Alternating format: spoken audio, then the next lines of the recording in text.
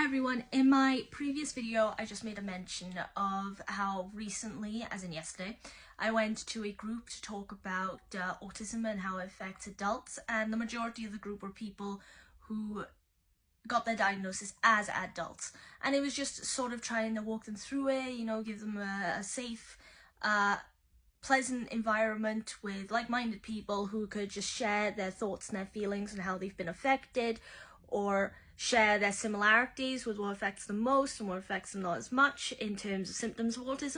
And it was really good. But the last video I was just talking about how shocked I was realizing that people who get diagnosed as an adult tend to have more negative reactions than if you're diagnosed as a kid. So anyway, if you're interested, you should check that out. But this video, I'm getting back on track now with the ADHD adult behaviors. In this case, I'm going to be talking about how people with ADHD continuously misplace things. Now, if you like the content, you want to see more though, so follow, leave a like, comment, questions in the comments, requests, subscribe to the YouTube channel and repost the video. It'll really help big time, so please do.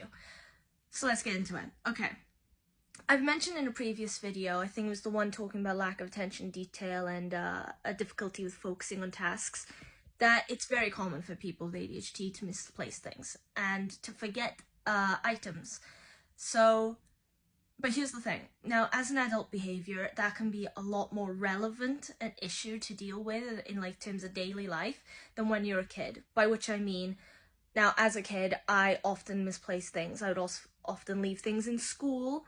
I'd often lose things in the house, usually important things, but sometimes also just things that I really liked. Like I had swimming classes, and I remember once I was so distracted playing jokes and messing around with some of the other students on the bus that I completely forgot my swimming bag, which had a new swimming outfit in it that I really liked, and a little doll that I had had for a couple of years. And when the bus pulled off, there was no way of me getting it back. It was devastating as a kid because, you know, that's something you really love. But ultimately, if you lose something like that as a kid, though it's devastating to you, in the grand scheme of things, it's not a massive issue. Okay, you will eventually get over it. You will find something else to love.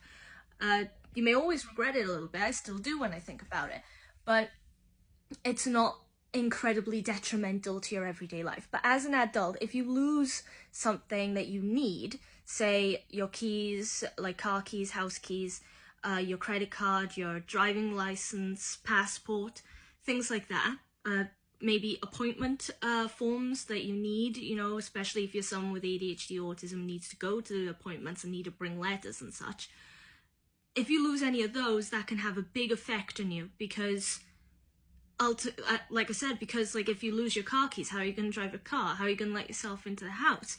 If you lose your phone, how are you going to contact anyone if you need to? Or check your notes if you use them for, keeping track of things.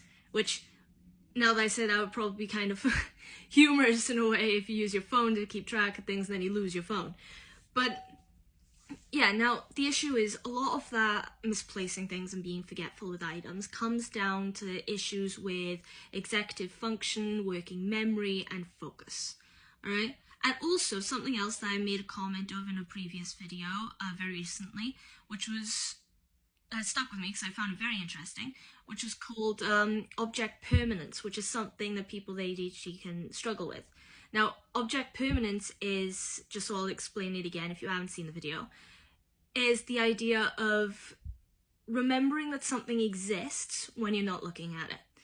Now, I know that sounds strange because, say you have a book and you know you have this book, it's upstairs in your room. Well, you know that exists. You know your phone exists, even if you don't have it with you and you've left it in another room on charge. But people with ADHD, part of their brain, especially when it gets distracted or the focus switches to something else, can very easily forget for a moment that that object actually does exist. And it makes it very easy to forget picking it up or forgetting where you placed it in the first place. So yeah, and like I said, there's also issues with focusing, usually again coming down to distraction, things like that. And people with ADHD are very disorganized, so a lot of the time. And if you're really disorganized, then you're going to easily misplace things in amongst the, what should I call it, chaos of whatever it is that you've been disorganized with. Especially, you know, if you're in a work environment, you have papers, you have forms, you have I know I'm not great with admin words, so like, you know, if you have an office job and you have lots of papers you need to go through, then if you have all those just stuffed in a drawer somewhere, it's going to be very hard for you to find something that you need when the time comes. So, yeah.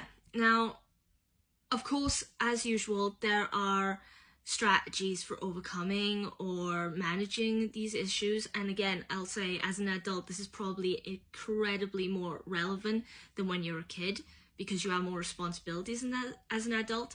But these methods mostly just come down to things like, like putting in a routine. People with ADHD and autism do like to have a routine, tend to function rather well when a routine is put in place. But, you know, a routine that works for you, not one that's just imposed on you. So, and having that routine that can help. Also, highlighting things, you know, with colours or unique shapes can, especially objects that you know you misplace a lot or you might carry around with you and put down a lot throughout the day, can be really useful as well. Partly because, one, if you start searching a room, they're probably going to stand out more. Second of all, because, now this is more of a me thing, I don't know if anyone else can relate to what I'm about to say, then please say so in the comments. But also because, like, with me, if I associate an object with a particular colour or particular shape that's kind of unique or obvious or vibrant, then it actually makes it a lot harder for me to forget because it doesn't accidentally get camouflaged in with the everyday kind of mundane things. So, for example, my keys, I have all sorts of keyrings. I've made a video actually about my keyring collection. Don't know why I like collecting them, I just do. But I always change the keyring on my keys, and every day, because it's a different keyring, that sticks in my head. Because it's never the same thing, you know, never stuck as one image. When it comes to another set of keys, there's a sort of green spiral thing I made way back when in a design and technology class that's plastic but it's bright green, and that's kind of hard to miss when you're looking for the keys. So again, these kinds of things help. I mean, if it's your phone, maybe like a really bright phone case would help you because it'll stand out in a room. And when you leave a room, just to make sure, you kind of got to get into your head just to remember. You have to kind of remember that you will forget something.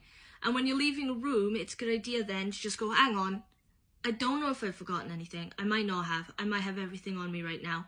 But it's good just to give the room one quick sweep, you know, but really focus on the details around you, just to make sure you haven't lost anything. I've also said that in bigger situations, like if you've gone on holiday and need to pack your suitcase, then checklists are a good idea because then you have a visual representation of everything that you brought with you and you can literally just tick them off as you go, having seen them and put them in the case. That's what I do now. So like with the swimming suit doll situation, that'll never happen again. But yeah, I just wanted to make a mention of that for this video. Now, again, if you like the content and want to see more, follow, like, leave a comment, you know, questions in the comments, requests, repost, subscribe to the YouTube channel. And in the next video, let's have a look. What will I be talking about? Actually, this flows quite well. In the next video, I'm going to talk about poor organization. Yeah, poor organization skills. Now, that one is a big key one for me, so I'm going to have plenty to say on that. So again, if you're interested, do as I said just now. Follow, like, comment, so on and so forth. And I'll see you then. Bye.